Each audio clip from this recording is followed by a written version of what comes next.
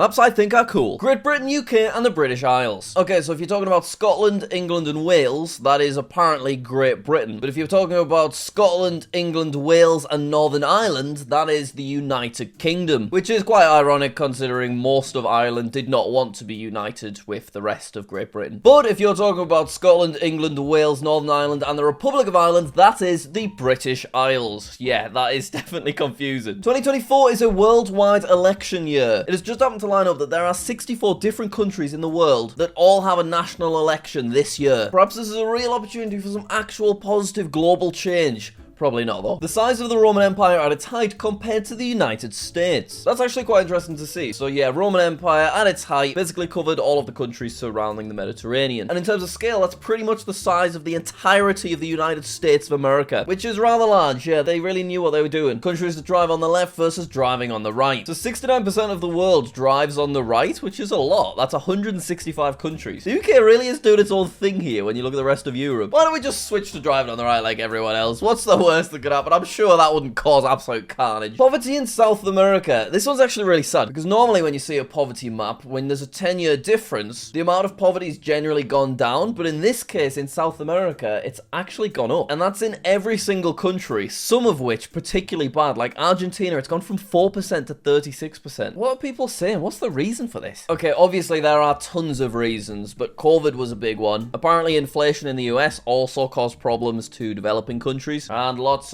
of other things, but hopefully things improve soon. The world 250 million years from now. Oh, this is an enhance. Wow, it turns out it's not really great quality for an enhance. But either way, the continents will all have squished about, and Paris and London will technically be connected. Not that there will be a London and Paris in 250 million years. Cairo and Moscow, they're just side-by-side capitals. That's crazy. Tokyo, we can actually still see remnants of the shape of Japan there, I think, but it is completely squashed into the rest of China, as has Australia too. And Antarctica not looking that chilly anymore. That's crazy, isn't it? Will there still be humans in 250 million years? Presumably not. I mean, I guess there might be somewhere else in space at that point, but that's so far in the future that would they still be classed as humans? I don't know. Stop asking me. I can't answer these questions.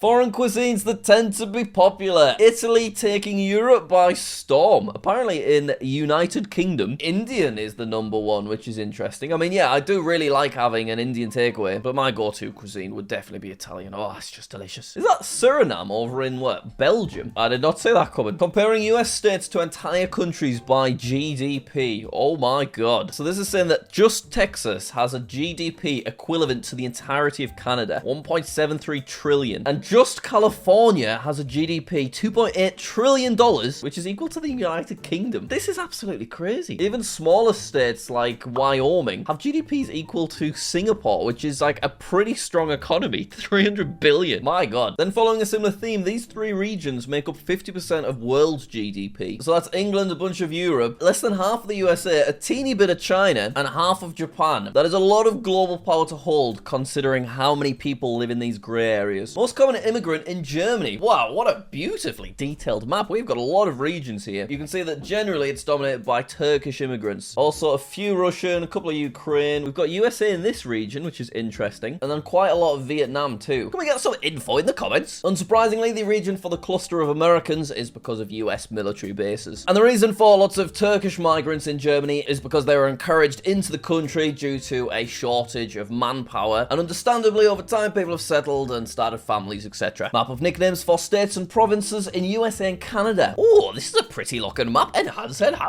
Ah, that's delightful. We've got drawings of polar bears and everything. Northwest Territories are nicknamed Land of the Polar Bear. Inuit Territories nicknamed Our Land, which is nice, isn't it? Now let's scroll down into the US. The Golden State, that's California. Oh, Pelican State, which is that? Is that Louisiana? Yes, it is. I can see the text. I saw a pelican try and eat a child once in Australia. It was unreal. Oh, okay. New York is nicknamed the Empire State. That makes a lot of sense, actually. I see what they did there. Jewish population in Europe, 1933 compared to 2015. So nearly 100 years later, Jewish population hasn't even remotely recovered from the impact of the Holocaust. That is so sad. And it's not just the Holocaust, of course. I think there's been lots of other factors over the years, but that is crazy how low the numbers still are. Favorite vacation countries based on the most common country people stay at for leisure. So United Kingdom, that's Spain. That aligns with me. I've been to, I think, 3 different Spanish holidays. Interestingly, people in France holiday in France, which is quite nice, isn't it? A lot of these countries near Greece holiday in Greece, which makes a lot of sense. Turkey's another country that prefer to holiday in Turkey. Thinking about it, if my own country's up for grabs, then I have holidayed in the UK way more than I've holidayed in Spain. How many wolves are there in European countries? This is a cool looking map. Look at this big wolf down here. So there are now 0 wolves in the British Isles. That's a shame. Although I don't think my dog Kong would like them. There's still 70,000 in Russia, which is epic, isn't it? And 7,000 in Turkey, which I wouldn't have thought of. There's actually way more in the rest of Europe than I ever would have anticipated. I genuinely would have only expected within Europe them to be like quite a few up in the north, like Siberia and stuff, but they're bloody everywhere. You can't move for wolves. A map of European supermarkets. Right, here we go. There are littles over basically everywhere in Europe. There is an Auchan in a lot of countries, but not the UK, hence why I've not heard of them. Same with Maxima. Billa, not really getting anywhere. Metro, I have not heard of, but you could see they're dominating a lot of Europe. Kaufland, with a name like that, you expect them to be in Germany. Tesco! Tesco not actually got that much control over Europe, but they are my go-to, so I got a bit excited there. Then we've got Carrefour and Aldi. I've been quite a few Aldis in my time, but I'm definitely a Tesco boy. The largest generation in every European country. Europe has the oldest population in the world. This is really interesting to see. Most people in this continent were born between 1944 and 1964 because people are just living for a long time these days, and people are starting to have less kids and stuff. I mean, when you see this data, it starts to explain why things like getting on the property ladder are so difficult. These days, for people in the UK, the best chance they've got at getting a house is inheriting one, which is just a really depressing reality. Countries which have capybaras. They're capybaras, right? So lots of countries have them in look at that one stretched over Russia. Lots of countries have them in zoos. A lot of Africa doesn't have any capybaras anyway. But in South America, there's still actually a few in the wild, which I'm guessing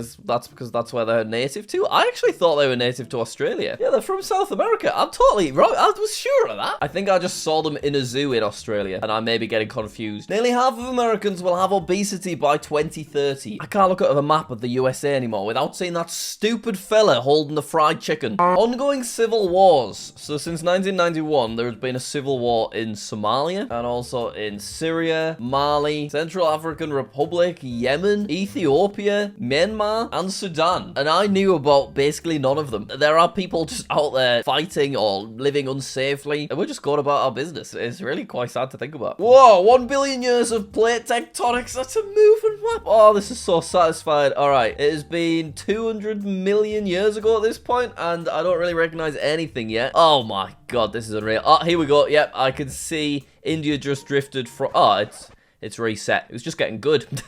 We're gonna watch India drift from the rest of... There it is. That's India, and then America's down here, and it's going...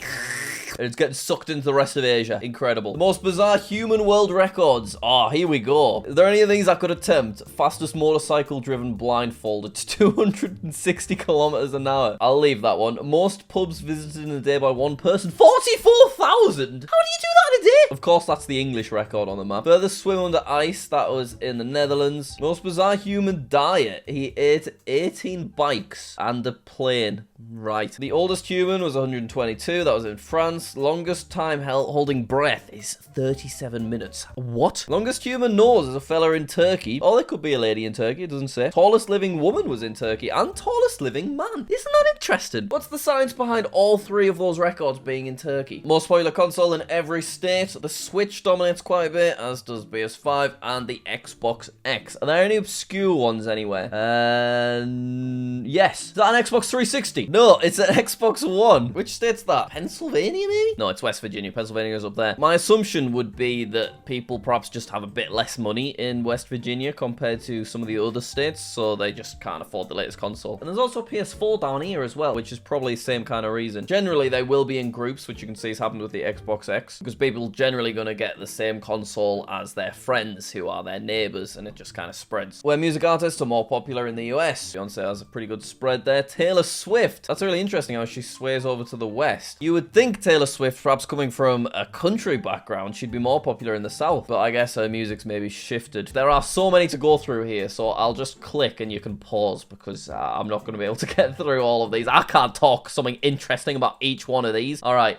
There you go. How to say lion in the predominant language of each country. So in the United Kingdom, it is lion. In France, it is lion. In Spain, it is leon. In Portugal, it is leão. In Italy, it's leon. In Norway, it's love. In Sweden, it's leon. In Finland, it's leona. In Russian, it's lev. In Belarus, it's rev. In Poland, it's Lou. In Ukrainian, it's lev. In Turkey, it's Aslan. That's why he's called Aslan in Narnia. Countries visited by Queen Elizabeth II. I tell you what, she got about, didn't she? 117 total countries. That is a crazy amount. Seatbelt laws in the US. Okay, so in New Hampshire, you don't have to wear a seatbelt. Why would that be a rule? There's no reason to not just make it mandatory. It makes no difference to like your convenience or whatever. What? Generally though, in all of the states where it's green, you could be ticketed for not wearing a seatbelt, which obviously is what it should be. In the orange states though, you can only be pulled over and ticketed if there is another violation of the law. That makes no sense. What is the logic to that? Just put your seatbelt on, man. Ending of place names in Poland. So up in the north of Poland, all of these red dots, there is a place that ends with a war. Whereas in the south of Poland, place names predominantly end with ow. That is some real geography and history right there. I don't understand any of it, but it's still interesting to look at. And on that note, I'm going to end this Maps I Think Are Cool video. Hopefully you did enjoy it. Please do click that subscribe button and maybe the like button too if you want to just help out the channel an extra bit. Alright, I will see you later. Bye.